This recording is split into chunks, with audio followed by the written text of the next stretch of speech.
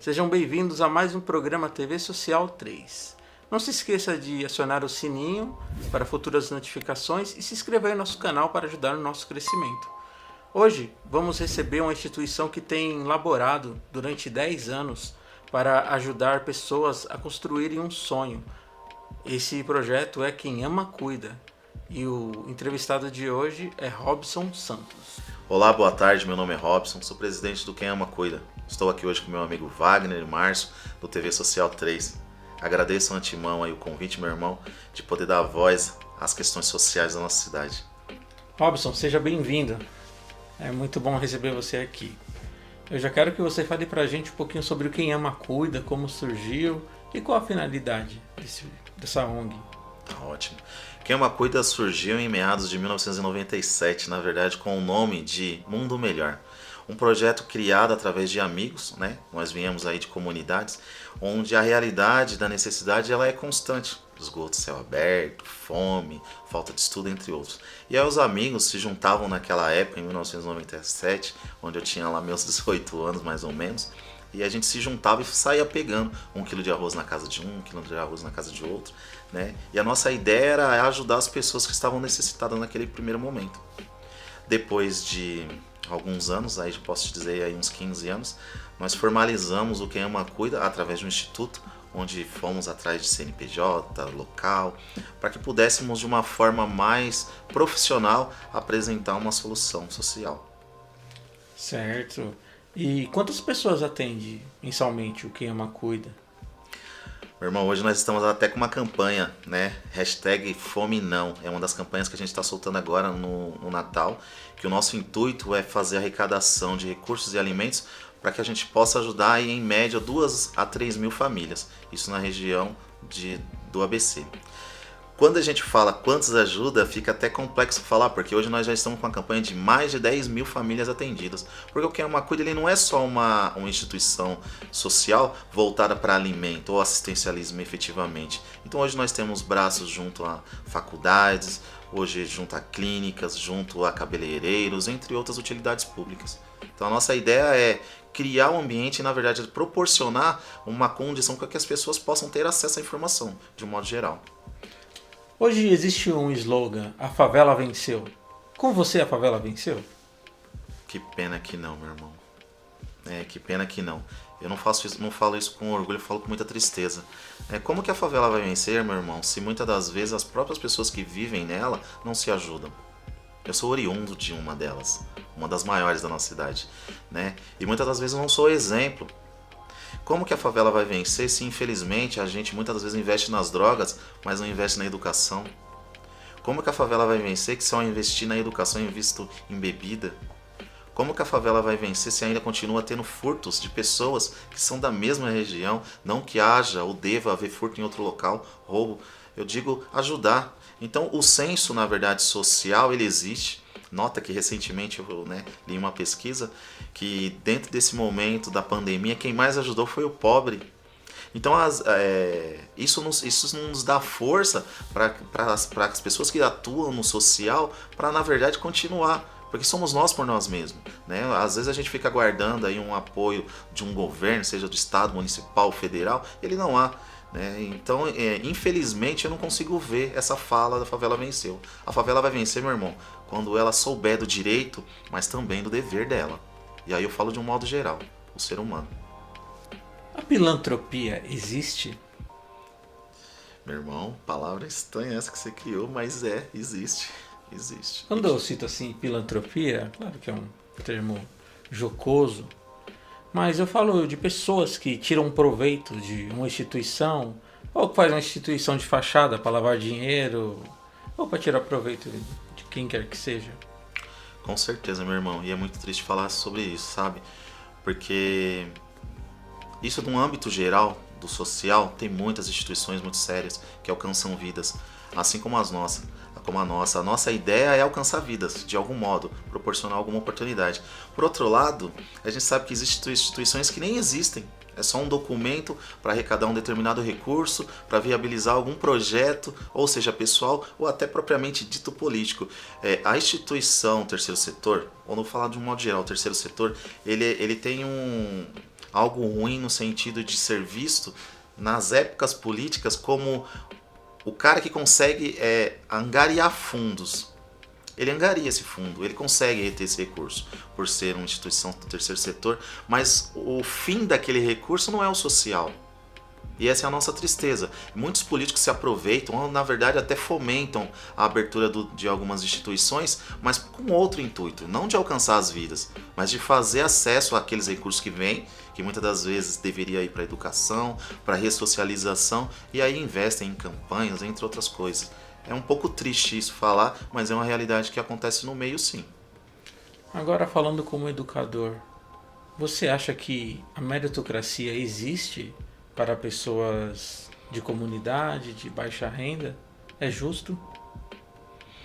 Meritocracia. Você sabe que eu sou a favor dessa fala, porque quando a gente fala assim, meritocracia, ou seja, é metodologia por algo que eu corri para ter. Só que quando eu crio uma meritocracia, irmão, para tudo, eu generalizo, eu não acho ela efetiva. É justo que você entre numa universidade federal se você merecer. É justo que você obtenha um determinado recurso se você fizer por merecer. Então eu acredito muito na fala meritocracia. Eu não acredito na generalização dela. Ou tudo deve ter mérito. Tem coisa que é direito.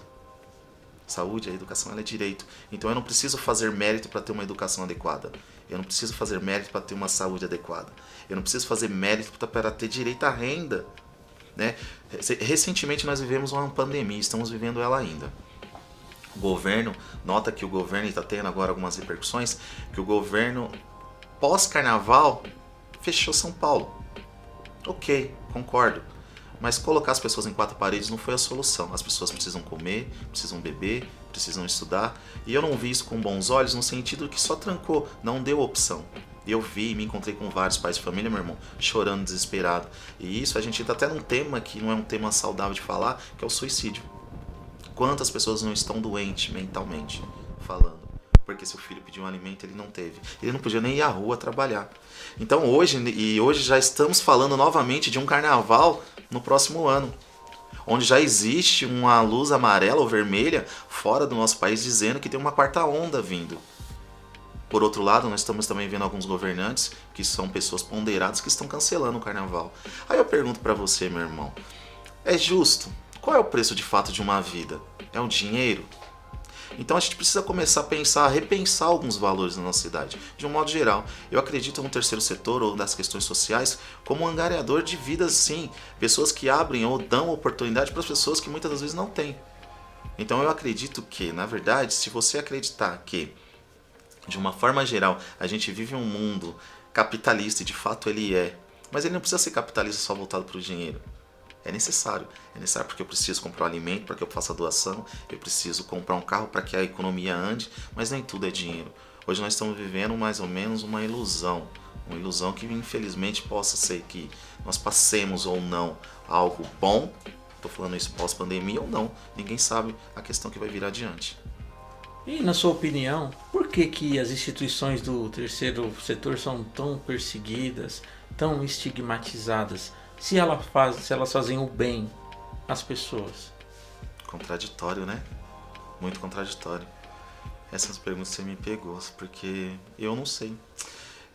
Eu posso falar qualquer coisa aqui, mas ela vai ser sugestiva. Porque eu não consigo entender algo que é bom e seja podado. Mas eu entendo, e aí eu tô falando por circunstâncias pessoais, que muitas das vezes eles querem manipular o terceiro setor. O terceiro setor, irmão, ele é algo que ele veio para realmente dar uma opção. Nota que a gente tem lá programas que levam recursos para fora. Nós temos eventos como, por exemplo, o CUFA, que fez um grande movimento, e parabéns ao pessoal do CUFA, que fez um grande movimento na questão de alimento nesse primeiro momento da pandemia. Mas o terceiro setor sempre existiu. Não foi agora na pandemia. Sempre houve. O que é oficializar de fato um terceiro setor? O que é de fato um terceiro setor? Muitas das vezes, como eu falei, lá em 1997 nós já éramos, mesmo não sendo oficial. Não tínhamos um documento, não tínhamos uma sede. Quantas pessoas não atuam no terceiro setor sem ser oficial? Essa é a questão. Muito bem, gostei da resposta. Continuando aqui. E quais são os desafios hoje do Quem Ama Cuida? Hoje o nosso desafio é desmistificar o terceiro setor na linha assistencialista. O Quem Ama Cuida, ele tem programas, meu irmão, que vai desde o assistencialismo à renovação de fato de oportunidades. Nós acreditamos que o assistencialismo ele é algo paliativo, ou seja, para o momento. Eu tô com fome agora, você me dá lá uma Marmitex. Resolveu a minha questão naquele momento. Eu acho que o terceiro setor, e é assim que o Quem Ama Cuida atua, ele precisa proporcionar uma condição que a pessoa saia dali. Né? Recentemente, né, nós em discussão, nós estávamos no grupo discutindo uma questão de doar para as pessoas saco de dormir. E eu estou ouvindo aqui dos diretores, né? E eu fiz uma seguinte fala, eu falei assim, meu irmão, a ideia é maravilhosa, as pessoas estão com frio, mas nós precisamos pensar um pouquinho fora da casinha. Eu preciso criar uma condição para que ele não viva na rua, porque eu estou dando cobertor, eu estou dando alimento, eu estou dando colchão. Tudo que eu estou fazendo é muito bom coração, meu irmão, tá ajudando, é paliativo, é aquele momento, mas não está resolvendo o problema. Eu estou mantendo ele na rua. Numa outra discussão, meu irmão, algo chato agora, tá? Em discussão com alguns amigos, eu descobri que algumas cidades, elas têm um processo de pegar pessoas em condições de rua, colocar em uma van e descarregar em outra cidade. Desculpa. Nós que somos da linha de sem fins lucrativos, que a ideia é o ser humano, quando ouve isso, nos fere. Porque eu não consigo acreditar que pode ter um governo com esse sentimento. Não vou falar nome de cidades, né? Mas é o cúmulo da ignorância do ser humano. Como que eu posso pegar um ser humano, indiferente da condição que ele esteja? Eu estou na cidade de Mauá, contrato uma van, jogo ele dentro e coloco na cidade de Santo André para demonstrar à sociedade, ou seja, a comunidade de Mauá, que a minha cidade não tem situação de rua. É sério isso? E isso ocorre. E aí eu fui pesquisar, estudar. E isso ocorre em Mauá, isso ocorre em outras cidades. As pessoas, elas estão... E eu fiz um estudo. Se você tiver oportunidade, faça também. Vá às pessoas que estão na rua e pergunte se ela é da cidade. Não é. Tem gente que é de Ouro Fino, tem gente que é de Ribeirão. Aí você fala, meu irmão, mas você veio dormir na porta do banco de Mauá? Por quê? E a sua família? Ah, meu irmão, eu tava na praça tal e me trouxeram pra cá. Então são coisas que a gente vai caminhando e vai vendo e não acredita. Ou como o ser humano pode ser ridículo, pra não falar outra coisa. Dentro da esfera educacional, vocês trabalham em contraturno?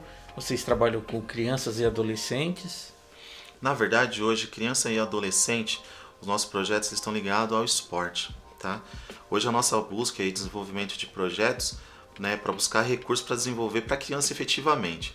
Hoje, na verdade, a nossa linha é mais adolescente e adultos, né? Hoje os nossos programas eles ligados à educação, que é a universidade, que nós temos parceria, que é a Uniaselv. Obrigado, professora Eliana, pela confiança. A nossa ideia é, junto a instituições, buscar condições para que essas pessoas elas tenham um conhecimento. Então nós temos, entre outros, vários projetos que trazem a educação. Quando vai falar de criança, o tato é um pouco mais delicado, né? E o recurso também, o tratamento é diferenciado. Nós estamos lançando, né, e na verdade desenvolvendo alguns projetos que a ideia é acolher essas crianças, ou seja, CD creche. Nós fomos estudar alguns projetos fora da cidade de Mauá, onde o terceiro setor ele atua como uma extensão do braço creche, oferecendo efetivamente a creche, mas oferecendo também a educação. Então o terceiro setor é um braço do governo e não inimigo. E muitas das vezes a gente vê que o terceiro setor lá e o governo aqui. Eu acho que tem que andar de mão dadas. Eu fiz visita em algumas instituições de São Paulo e o governo ele tem esse acesso de fazer parcerias. Digo isso por creche. Nós temos ouvido na nossa cidade que tem mais de 2.000 crianças na fila de creche. Dá uma olhada quantas instituições tem em Mauá. Por que a gente não consegue assistir? Eu não estou falando para construir creches não, porque ao invés de construir, porque a gente não usa a instituição que já existe, né, para que a gente possa subsidiar essas demandas de creche. Você acha que a miséria gera lucro para alguém? Meu irmão do céu, visão marxista. Eu acredito que sim. Eu acredito que sim. Eu acredito que isso numa esfera política, e a gente já entrou, não tem como não falar nisso, tá? Porque são políticas públicas. Eu acredito que boa parte dos políticos de uma esfera global, eles atuam na miséria. Mas eles geram a miséria para se beneficiar da miséria. Eu vi algo que aconteceu na nossa cidade, no pleito anterior, que aquilo é desumano, né? Pessoas sendo barganhado votos por cesta básica. É desumano isso. Eu entendo a pessoa que pegou, eu entendo a pessoa que vendeu o voto, eu entendo tudo isso, meu irmão. Eu não entendo e me coloco na condição de por que eles fazem isso. E aí eu também começo a entender uma outra questão. Por que eu vou oferecer uma solução para algo se eu me beneficio daquilo? A pobreza, na verdade, ela é massa de manipulação de um modo geral. Veja bem, Covid matou, não matou? Mas Sim. a fome ela mata muito mais. E ela mata gerações. E ninguém faz nada para acabar com isso. Nós vivemos num país extremamente rico. Se eu pegar uma semente de alguma coisa, meu irmão, e soltar aqui e fechar essa sala, daqui um tempo que nós voltarmos, ela vai germinar, vai virar algo. Então nós vivemos num país extremamente abençoado. Eu não consigo entender porque a fome. Não há uma política efetivamente, não efetivamente, uma política efetiva do combate à fome. O que é o combate à fome? Poxa vida, vai lá comprar 1 quilo de arroz, o pacote está 20, 30 pau. Então assim, o que é efetivamente? Nós somos o fabricante disso, nós produzimos. Então, para mim, ok que venha essas linhas aí que o governo aprovou recentemente aí, né, que é o benefício para o pessoal. O pessoal precisa, amém, mas essa não é a solução. Não há nada que dignifica mais o homem do que o trabalho. Então, muitas das vezes, eles ficam gerando essas condições paliativas. Ah, precisa, tá dando dor de barriga, toma aqui R$100. Ah, tá dando mais dor de barriga, toma R$200. Por que ele não faz a economia girar e faz com que o pai de família trabalhe para que ele vá lá e gere a economia dentro do lar dele e ele possa trazer o alimento? E aí eu tô falando de uma modo geral, a gente tá falando de revolução, a gente tá falando de restaurações de vida, de dar oportunidade. E aí eu vejo, quando você fala no tema de miséria, é óbvio, isso não é para todo mundo, né, meu irmão? Mas de um modo geral, tem muitas pessoas que andam na contramão disso, que querem acabar com isso. Nota que eu e você estamos na condição oposta disso. Né? Nós estamos tentando ser o nivelador dessa balança. Mas por outro lado, tem muita gente que se favorece com isso. Com a pobreza, com a falta de educação. Né? Sou professor universitário e veja bem, quantas vezes eu não absorvo o aluno vindo da linha regular, que é o segundo grau, escrevendo você com S. Então esses são os alunos que a universidade absorve.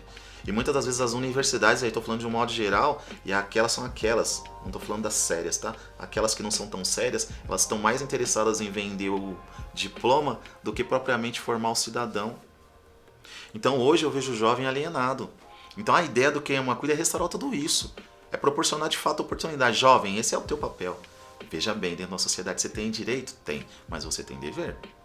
Então a gente não vive uma realidade. A gente vive, parece que é um conto de fadas, onde parece que nada vai ter consequência. Dentro da sua experiência de anos em trabalho social, você se lembra de algum momento marcante que tocou o seu coração? Meu irmão, boa parte dos momentos eles são marcantes, né? Mas eu me recordo certa vez, e isso que me motivou a seguir o caminho do terceiro setor, tá? Isso, certa vez nós estávamos lá no Jardim Oratório, eu, Miqueias, tinha mais alguns amigos lá, e aí nós fizemos uma arrecadação de alimentos. E é assim, é notório que muitas vezes a gente não acredita que certas coisas acontecem ao lado. E nós começávamos a fazer isso aí, e pegou carinho, começou a fazer, mas o sentimento não era o sentimento que é hoje. E nós entramos na casa de uma pessoa para entregar alimento. Meu irmão, destrói. Destrói. Sabe por que a fome me toca hoje? Porque eu tive um aperto lá atrás. Eu estava numa discussão semana passada que as pessoas só conseguem falar daquilo que sentiram. Alguém só vai falar o que é ser violentado ou sentir o que é ser violentado quem foi. Alguém só vai conseguir falar de fome quem passou. Alguém só vai conseguir falar o que é o desemprego dentro de um lar, de um pai de família, quem passou. Então, por isso que hoje o nosso tema ele é fome. A gente vai nessa linha, porque a gente acredita que tem que acabar com a fome, né? Mas a gente acredita também que só ceder não é a solução. Então, criar um mecanismo para que a pessoa possa, né, sair dessa condição. Mas voltamos lá em meados de 2000. E nós estamos fazendo nossa ação dentro da comunidade. Nota que eu morei num barraco, irmão, até eu acho que quase meus 30 anos. Onde muitas das vezes eu lembro que minha mãe ia trabalhar e meu pai, e eu não sei se você recorda, naquela época fazia uma chuva de vento, cara. E o barranco, ele era no pé do barranco que fica nas costas pro Jardim Rosina. E eu lembro que minha irmã se pendurava eu não sei como que fala, num caibro, que ficava segurando as telhas, e eu me pendurava no outro. pro vento não levar. São coisas que vêm à tona, sabe? Não pensei nisso, mas sim. veio agora. E aí eu passo alguns anos, né? Isso sai da nossa vida, a gente consegue fazer uma casa de alvenaria. E aí começa esse projeto social, que na verdade meio desorganizado, começamos a ajudar as pessoas. E aí eu vou visitar algumas residências. E aquilo me remete a mais de 20 anos atrás de novo. Eu me vi aquele menininho que tava lá barrigudinho, de pé no chão, né, recebendo a cesta básica. Então assim, tem coisa que fere a gente. Na verdade eu costumo dizer que o social ele machuca muito. Porque tem gente que faz por vários motivos. Egocentrismo. Eu quero me prevalecer. Eu quero usar como massa de manobra política. São vários querer, né? Mas tem muita gente inclinada pelo ser humano nisso. E essas pessoas que são inclinadas pelo ser humano, elas voltam com esse jugo, né? Nota que eu fiz a minha vida, meu irmão, assim. Nós viemos de uma... Falo muito isso porque essa é a nossa realidade. Nós viemos de um cenário muito ruim. E hoje ainda esse cenário ele permanece em alguns lugares. O meu passado ainda é realidade de vários. Então hoje a minha ideia, a nossa ideia do Queima Cuida é apresentar para a pessoa que é possível ter ou ser sem fazer certas coisas. Por exemplo, é possível você ser de comunidade, ser bem sucedido, sem se envolver no crime. É possível você ser de comunidade, ser bem sucedido e se formar um doutor. Por que não? É meu sonho. Miquel deve estar nos assistindo aí juntamente com o Gil, que é o presidente do Oratório. Um dos meus sonhos é levar uma universidade para dentro daquela comunidade. Mas por quê? Para quebrar um tabu, que daí só sai coisa ruim. Eu estou escrevendo um livro que o nome dele se diz assim: do lixão também sai flor. É a minha história. Belo título. É a minha história, né? E não é falsa demagogia, porque é o que eu vivi. É aquilo que ninguém acreditava. Tá aqui hoje falando contigo, um prazer. Eu falo com muita tristeza que entre meus amigos a gente não tem 5 amigos vivos. Então o cuidado que Deus teve na nossa vida é algo que não é inexplicável. Então às vezes a gente quando está sozinho, né, fica refletindo. Por que eu, Deus? Então esse eu, Deus, essa dúvida se reflete no nosso social. Então já que o Senhor preservou, já que o Senhor nos deu condição de falar de educação, ou seja, se eu tive essa oportunidade, eu quero mostrar para quem está lá ainda que é possível. Essa é uma das nossas missões. Tudo bem. E algum dia você já se levantou, olhou no espelho e falou: por hoje chega, não quero mais. Você já pensou em desistir? Várias vezes. Várias vezes. Você sabe que em meados de maio eu peguei Covid. Eu já sou uma pessoa bem sucedida, sabe, irmão? Eu não preciso de absolutamente nada no que diz respeito a material. Só que eu me vi numa situação onde só tinha uma cama, um sofá, e mesmo assim para caminhar de um ao outro muito difícil. Cada um tem a sua crença, é diferente disso, né? Uns são espíritos, são bandistas, outros são macumbeiros, outros... Não importa a religião, cada um, né? Eu sou cristão. Cada um se apega àquilo que acredita, eu respeito. Mas naquele momento que eu tava muito, né, balançado, eu me lembro muito bem que eu tava sentado no sofá e eu já não dormia mais na minha cama, né? Na verdade eu não dormia, eu tinha medo de dormir e não acordar. Quando eu achei que tudo tava bom, veio a falta de ar. E aí certa vez eu levanto lá do sofá com muita dificuldade, porque para fazer xixi, né, era muito difícil, porque você tem que fazer força e aí faltava ar. Então olha a situação que o ser humano fica. Eu não posso nem ir ao banheiro senão me falta ar. E eu vivi essa realidade. E aí dentro do meu quarto, muitas das vezes eu ia, e aí chega certo dia eu paro na porta do quarto e eu olho pra minha cama. E me veio um sentimento tão ruim de que se eu deitasse eu não levantaria. E aí veio o medo de dormir. E eu passei vários dias sem dormir. E um certo dia eu vou ao banheiro, cara, e eu começo a olhar pro espelho. Eu falo, não acredito que eu vou embora nessa. E nisso eu não havia comunicado para minhas filhas, não havia comunicado pro meu pai, porque perdi a minha mãe faz 3 anos. Então tá todo mundo muito ferido. Então a minha ideia era não preocupar ninguém. Engoli tudo aquilo sozinho. Quase morrendo, mas quietinho. E eu tô lá de frente do espelho, cara, e eu desabei. Porque quando você não tem nada, você faz o verdadeiro encontro. Né? E eu vivi a seguinte contradição: eu tenho um carro bom na garagem, tenho uma casa boa, tenho dinheiro, tenho não sei o que, sou uma pessoa bem sucedida, uma pessoa com boas referências e eu vou exatamente como todos. Então, assim, me trouxe me remeteu a uma outra situação. De que forma que a gente pode cooperar? A nossa vida ela é comparada, baseada na Bíblia, é comparada a uma flor, né? Vem o sol, foi. Então por que eu não posso cooperar mais? Então a nossa ideia, e quando eu volto dessa situação, eu volto com outro sentimento. Eu volto com o empurrão de Deus da cama. Todo dia eu tenho isso, sabe? Porque hoje eu tenho empresas. E muitas das vezes é muita coisa na cabeça e você, ai meu Deus, não quero levantar, não aguento mais. E aí vem um social e você carrega pra você, poxa, o cara tá sofrendo, o cara não sei o quê, daí você começa a carregar aquilo pra você. Mas todos os dias Deus é na minha vida, Ele me dá um chute da cama. Todos os dias. Mesmo quando eu não quero, irmão, que eu não tenho disposição, eu levo um chute de Deus da cama. Levanta. E agradece, eu agradeço, cara, tô aqui hoje. Simples assim. Quem quiser ajudar o Quem Ama Cuida, como é que faz? Quem Ama Cuida, tem lá nossas redes sociais, né? @quemamacuida.sp. Entra lá, tem uns formuláriozinhos, as redes, contatos, os telefones, eu não vou me recordar aqui de cabeça. E hoje a gente conta com o apoio de doações, bem como com trabalhos voluntários. Nós estamos com um trabalho bastante interessante, que é essa campanha que nós estamos agora, que é o Natal Sem Fome. Essa é a nossa ideia. Então tá indo para a rua uma série de materiais, né, vídeo também, uma série de coisas. Nós estamos tentando mobilizar as pessoas, bem como as empresas. Estamos mandando ofício de A a Z, né, pedindo a arrecadação, para que a gente possa abençoar as pessoas no final do ano. Vai resolver o problema social? Não vai, mas é a nossa parcela. Certa vez, eu estava ouvindo a música do Michael Jackson, tá? Minhas filhas gostam muito do Michael Jackson, e eu estava ouvindo, e aí eu peguei a tradução de algumas músicas. E aí ele fala muito assim: quer mudar o mundo? Muda o cara do espelho. Então cabe a eu mudar apenas a mim. Eu não tenho poder nenhuma influência em mudar a tua vida. Então por isso que o Quem Ama Cuida, a essência é exatamente essa: proporcionar o ambiente. E cabe a você querer mudar, e não a mim. Porque conforme Michael Jackson disse, nós só temos poder para mudar a pessoa do espelho, ou seja, nós mesmos. Robson, muito obrigado por ter vindo aqui hoje. Fiquei muito feliz de conversar contigo, saber um pouquinho mais sobre Quem Ama Cuida. Também gostei muito da sua visão sobre política, sobre humanidade, sobre humanismo. Isso é maravilhoso. Queria que mais pessoas tivessem essa sua macrovisão dos acontecimentos da vivência cotidiana.